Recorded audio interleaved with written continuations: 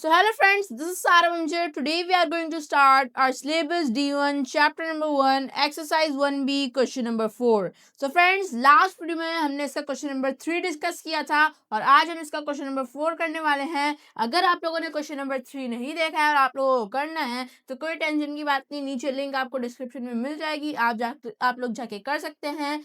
और इसी तरह से मैंने एक सेपरेट प्लेलिस्ट भी बनाई हुई है जिसके अंदर चैप्टर नंबर 1 की अभी तक जितनी वीडियोस अपलोड हुई हैं वो सब की सब वीडियोस आप लोगों को उस प्लेलिस्ट में सीक्वेंस से मिल जाएंगी. ओके, और उस प्लेलिस्ट की लिंक भी आपको डिस्क्रिप्शन में भी मिल जाएगी और आई बटन में भी ऊपर मिल जाएगी. तो चलिए अब हम इसका क्वेश्चन नंबर 4 स्टार्ट करते हैं. Given the prime factorization of each of the following numbers, find its cube root without using a calculator.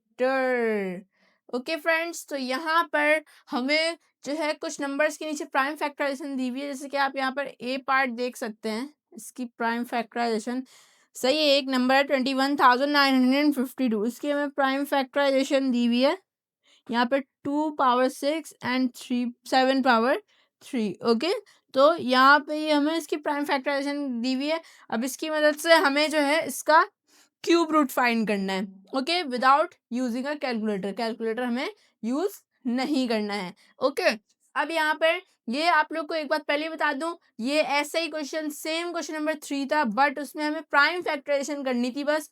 But यहाँ पे बस इतना है कि हमें प्राइम फैक्टराइजेशन नहीं करनी बस.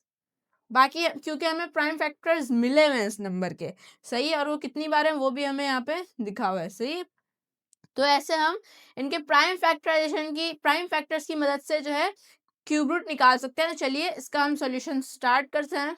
ओके, सो यहाँ पे हम लिख लेते हैं एंड ये 2 पावर 6 एंड 7 पावर 3, इसको हम क्यूब रूट में लिख लेते हैं.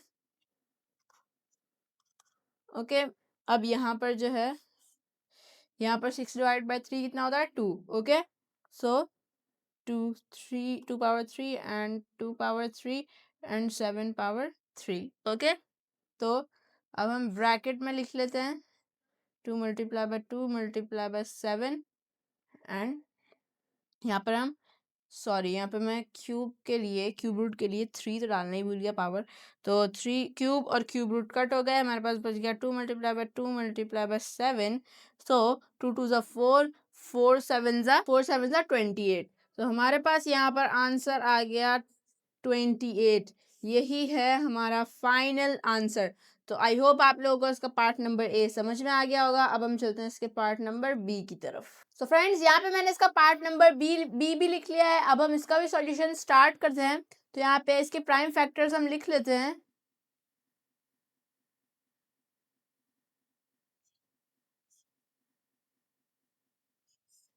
यहाँ पे मैं सीधा क्यूब रूट में ही लिख रहा हूँ एंड 2 को हम 2 बार लिख लेंगे एंड 3 को भी 2 बार ही लिख लेंगे इसके ऊपर पावर 3 डाल के. ओके, अब यहाँ पर नीचे हम ब्रैकेट डालते हैं 2 × 2 × 3 × 3 ब्रैकेट क्लोज एंड यहाँ पर हम इसकी पावर 3 डाल देते हैं. क्यूब रूट आपस में कट हो गए तो हमारे पास बचा 2 × 2 × 3 × 3. तो इसका जो हमारे पास आंसर आएगा 2 2 = 4, 4 3 = 12 एंड 12 3 = 36. ओके, तो यही है हमारा पार्ट नंबर बी का आंसर. अब हम चलते हैं इसके पार्ट नंबर सी की तरफ. सो यहाँ पे मैंने इसका पार्ट नंबर सी भी लिख लिया है. अब हम इसका भी सॉल्यूशन स्टार्ट करते हैं. तो यहाँ पे हमारे पास है 2,87,496. ओके, तो यहाँ पर हम इसे सीधा क्यूब रूट से ही स्टार्ट करते हैं. 287,496. ओके, अब यहाँ पे हमें किसी की भी पावर चेंज करने की ज़रूरत नहीं है क्योंकि सबकी पावर यहाँ पर 3 ही है. ओके, अब जो है हम यहाँ पर ब्रैकेट में लिख लेते हैं 2 multiply by 3 multiply by 11 bracket close and cube यहाँ पे लिख लिया क्यूब एंड क्यूब रूट हो गया कट। हमारे पास बच गया 2 multiply by 3 multiply by 11। तो ये हमारे पास क्या आया 2 3 जा 6 6 11 जा 66। तो यही है हमारा पार्ट नंबर सी का आंसर। अब हम चलते हैं पार्ट नंबर डी की तरफ। यहाँ पे मैंने इसका पार्ट नंबर डी भी लिख लिया है। अब हम इसका भी सॉल्यूशन स्टार्ट करते हैं। तो पहले हम ये देख लेते हैं कि पार्ट नंबर डी है क्या। ये 17,28,000 और इसके प्राइम फैक्टर्स जो हमें मिले हुए 2 पावर 9 3 पावर 3 और 5 पावर 3। ओके, अब यहाँ पर 2 की पावर 9 है तो मैं आप लोग को बता चुका हूँ कि अब हम क्या करेंगे इसके लिए।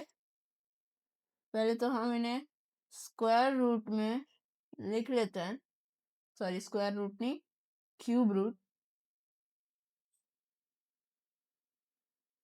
अब ये 9 multiply by 9 divided by 3 is equal to 3। तो हम 2 को 3 टाइम्स लिख लेंगे तो ऊपर पावर 3 की डाल के। ओके, एंड 3 वैसा का वैसा आ जाएगा एंड 5 भी वैसा का वैसा आ जाएगा। ओके, तो अब हम जो है इन्हें ब्रैकेट्स में लिख लेते हैं। ब्रैकेट हमने डाला 2 multiply by 2 multiply by 2 multiply by 3 multiply by 5 and bracket close and cube हमने यहाँ लिख दिया। Cube and cube root cut हो गए तो ये हमारे पास बचा 2 multiply by 2 multiply by 2 multiply by 3 multiply by 5। तो ये हमारे पास क्या होगा 2 2 ज़ा 4 4 2 ज़ा 8 8 3 ज़ा 24 एंड 24 5 ज़ा 120। ओके, तो यही है हमारा पार्ट नंबर डी का भी आंसर और यहाँ पे हमारा पार्ट नंबर डी भी खत्म होता है और हमारा पूरा क्वेश्चन खत्म हो गया है। आई होप आप लोगों को इसका क्वेश्चन नंबर 4 अच्छे से समझ आया होगा। तो मिलते हैं नेक्स्ट वीडियो में, तब तक के लिए बाय।